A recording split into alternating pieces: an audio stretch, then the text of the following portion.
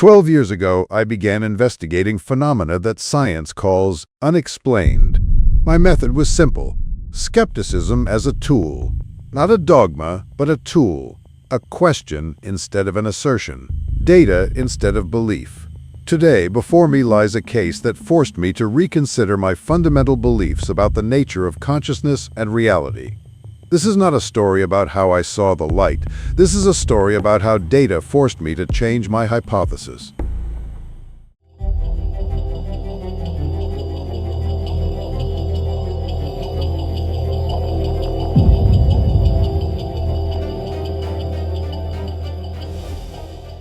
Doc, were you really a skeptic without reservations?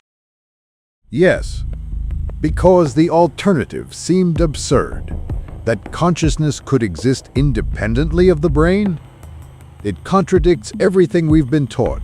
It requires a revision of the fundamental foundations of science. But here's what's interesting about science. It must change under the pressure of data, not the other way around, where data is forced to fit the theory. Before we move on to the case, it is necessary to define the starting position. My initial position was this: consciousness is a product of brain activity. When the brain dies, consciousness ceases to exist, period. This is not a belief. This is the scientific consensus. Neurobiology shows a correlation between states of consciousness and brain activity. Damage to specific areas alters personality, memory, and perception. It is logical to assume the brain creates consciousness. The first thing that made me pause was the scale of the phenomenon. Imagine an archive, not hundreds of stories, not thousands. Hundreds of thousands of independent accounts from people all over the world, and that's only what has been preserved in documented form. The real number is likely orders of magnitude higher. But people tend to make things up. People make things up, but they make up different stories. Everyone has their own imagination, their own experiences, their own perspective. Even if they were taught the same story, the details would diverge. But here, the opposite is happening. Independent witnesses describe the same thing with striking consistency. What exactly?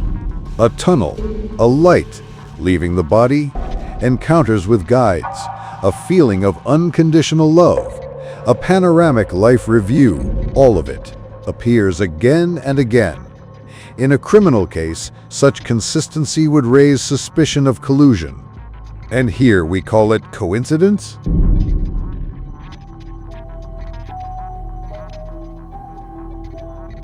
The first objection proposed by science is this: NDEs are hallucinations of a dying brain. Hypoxia causes tunnel vision. A surge of dopamine creates euphoria. Everything can be explained. All right, let's assume it's a hallucination. Then explain the following. Here is the case of one woman I studied particularly closely. Her name was Pauline Keller. She worked as a nurse in a hospital in the south of France. In 1975, her heart stopped during a routine knee surgery.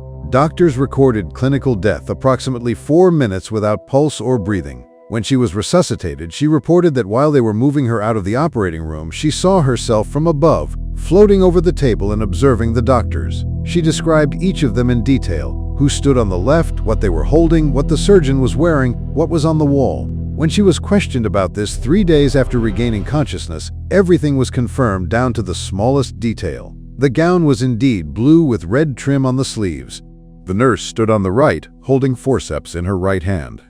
On the wall, there was a clock showing 14:37. But the brain could have recorded this before the cardiac arrest. An excellent counter-argument. Then here's another case, of a completely different nature. Imagine a man drowning in a lake somewhere in the United Kingdom. He spent several minutes underwater without oxygen before being pulled ashore. His heart had stopped.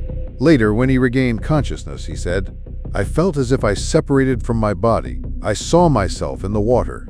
Then I looked toward the shore. There were 2 rescuers standing there. One was wearing a red t-shirt with a white Nike logo, and the other was holding an orange life ring. Sometime later, he met these people face to face and they confirmed it. Every detail matched. But the question is, how could his brain record events that occurred after his heart had stopped? So consciousness was receiving information when the brain was inactive. Exactly. And these are not isolated cases. There are reports of weather predictions. A person who came out of a state of clinical death describes what the weather would be like a week later. He even saw sports results before they happened. Here is logical conclusion number 1. If consciousness can receive information after the brain has stopped, then it does not depend on the brain, period.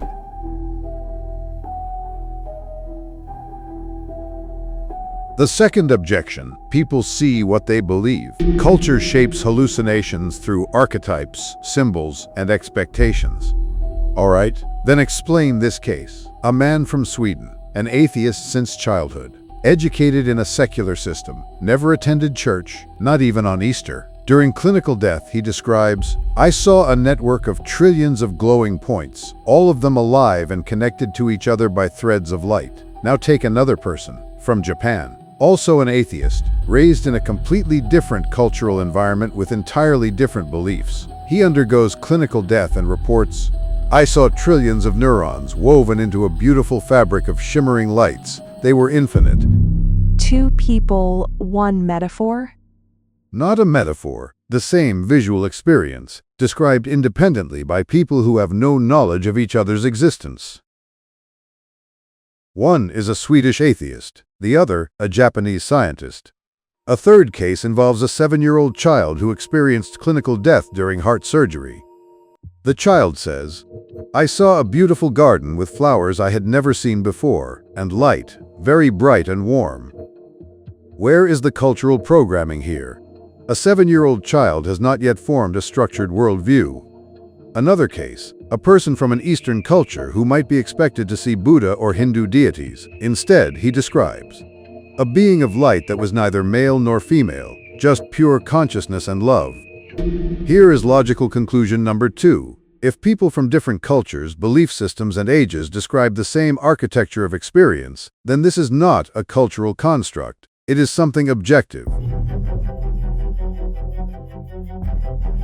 The third objection, the brain creates comforting scenarios because death is frightening. Then why do negative experiences exist? I remember the case of a man named Victor. He was deeply religious, attended church his entire life. During clinical death, he felt as though he had entered a courtroom. In front of him stood 13 luminous beings in a crystal hall. They showed him his actions, and he felt shame, not the kind he experienced in life, but something deep and all-consuming. Another witness, a woman from Germany, described a dark tunnel. A terrifying voice told her, "You are not ready." Maniacal laughter echoed around her. She described it this way, "I felt a fear unlike anything I had ever experienced. Real, unbearable." And one more case, a man from Brazil. He said, "I was shown 2 paths in front of me, one of light and one of darkness. I had to choose. I chose the light and returned." So it's not all beautiful. No. And that is critically important.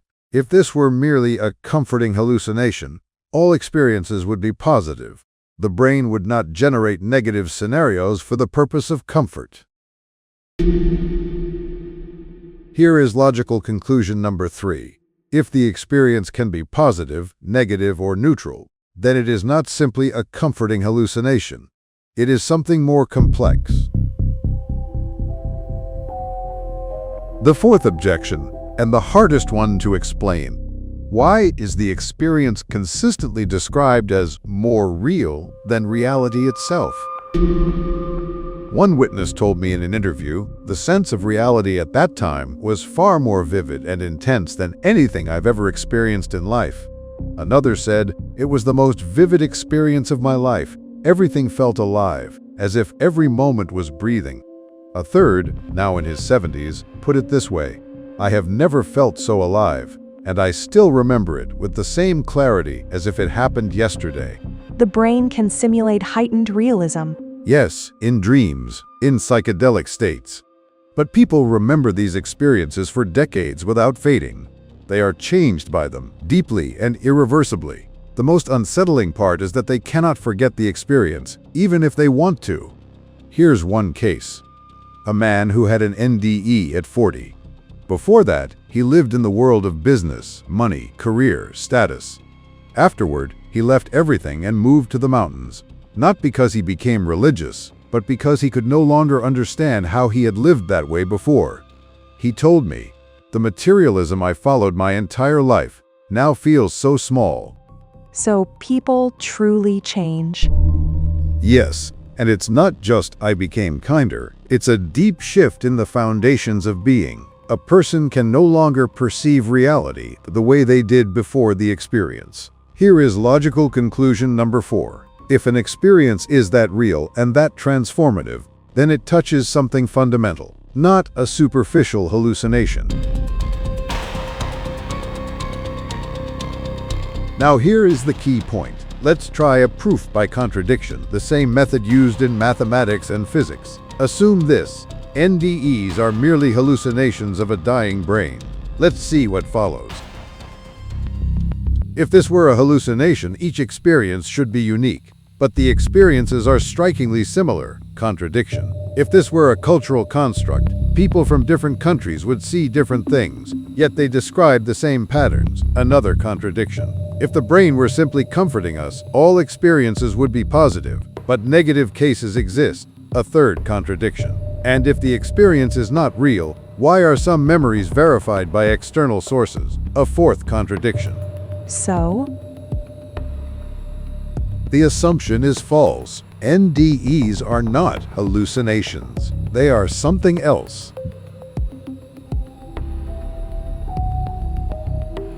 Now here is the hypothesis that explains all the data without contradictions.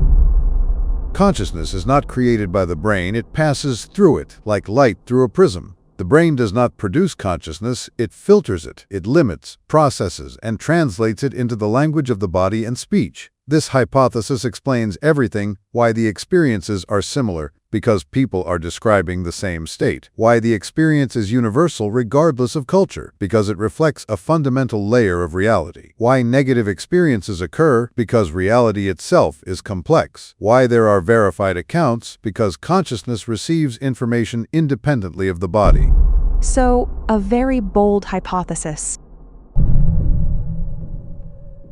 Yes, but it's the only one that fits all the data. One of the witnesses once told me, "We are not unfortunate humans struggling to have mystical experiences. We are great and powerful spiritual beings trying to have a human experience."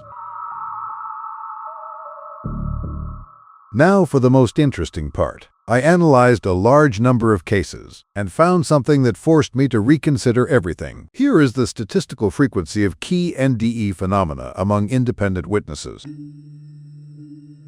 The most common experiences reported are love or peace, occurring in 93% of cases, followed by the perception of a bright light in 79%, encounters with beings of light in 71%, out-of-body experiences in 68%, and telepathic communication in 61%. Less common phenomena include a panoramic life review, reported in 21% of cases, and the experience of moving through a tunnel, which appears in 25%. Why this matters? If NDEs were hallucinations, the distribution would be random, but instead we see a clear hierarchy. Love appears in almost all cases, light in the vast majority, beings in about half, and life review in a smaller portion. This pyramid repeats across all studies worldwide. So this is not a coincidence?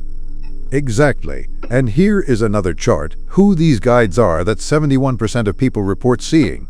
Those who meet NDE experiencers include formless beings of light, reported in 32% of cases, deceased relatives in 25%, an abstract presence or voice in 21%, angels in 18%, religious figures such as Jesus in 14%, and human-like guides in 11%. With the overall rate of encounters showing that 71% of all NDEs include contact with a being. Imagine this: an atheist from Sweden, a Muslim woman from Morocco, a child from Brazil, a scientist from Japan. All of them see the same thing, not similar things, the same thing, with the same statistics. This is truly impressive. But let's step away from stories for a moment and turn to science. Because if we are talking about data, it must be tested, not just collected as impressions. In 2001, Dutch cardiologist Pim van Lommel published a study in the Lancet, the oldest general medical journal in the world, founded in 1823. This is not a marginal publication. It is a journal with one of the strictest scientific review standards in existence. He observed 344 patients who had suffered cardiac arrest and found that 18% of them experienced what we call NDEs. And most importantly, the frequency of these experiences increased with longer periods without treatment, up to 20 minutes. In other words, the longer the brain was inactive, the more often people reported vivid near-death experiences. At the same time, the patients themselves described these events as more real than reality itself, with greater clarity and emotional depth and completely unlike dreams or hallucinations. Wait, as the time without treatment increased, the experiences became more vivid. Exactly, which means that during brain hypoxia, when neurons are shutting down one by one, the frequency and intensity of the experiences increased. If NDEs were hallucinations produced by the brain, we would expect the opposite. The greater the oxygen deprivation, the less experience there should be. But the most important part of this study is not just the data itself. It is the fact that it passed scientific review in the Lancet. That means cardiologists, people who live in the world of data and evidence, examined these cases through the filter of rigorous peer review and concluded, this is not random, this is data. So, science has acknowledged that NDEs are real. Not acknowledged, more precisely. It has identified a fact that cannot be explained within the current paradigm, and left it as an open question. And for science, that already means something.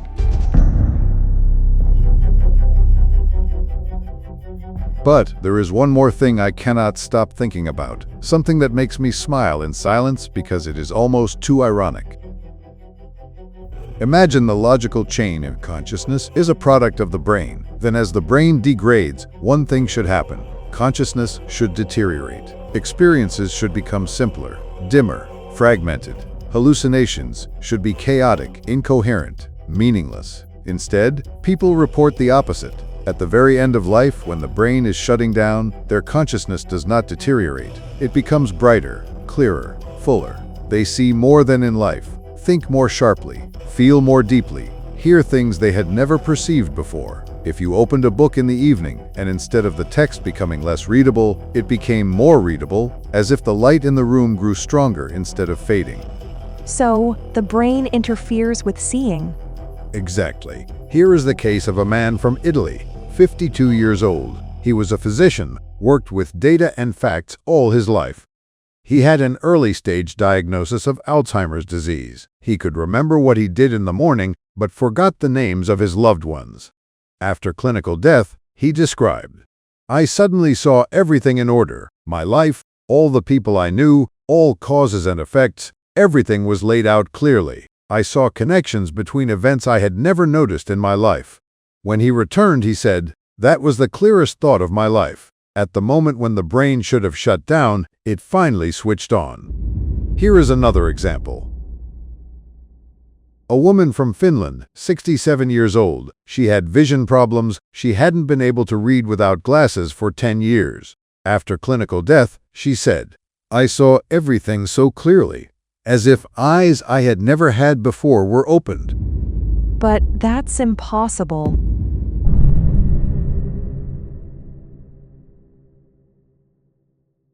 Another case, a man from France, 44 years old.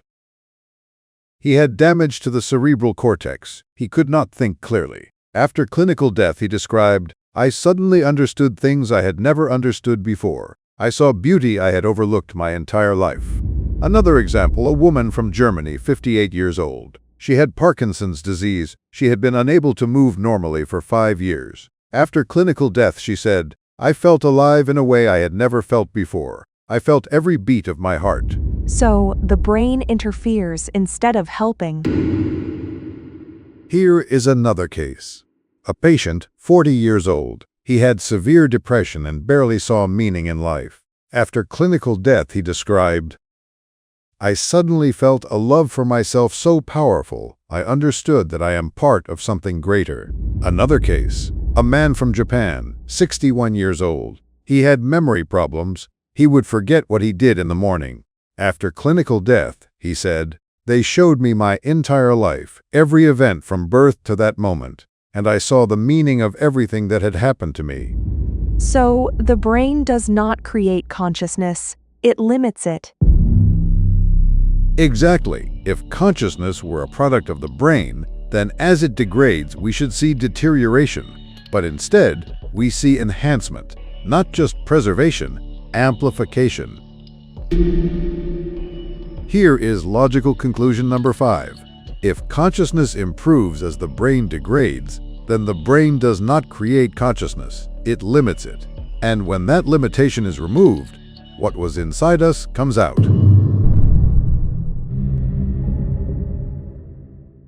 Subscribe, leave your thoughts in the comments, and we will see you in the next episode.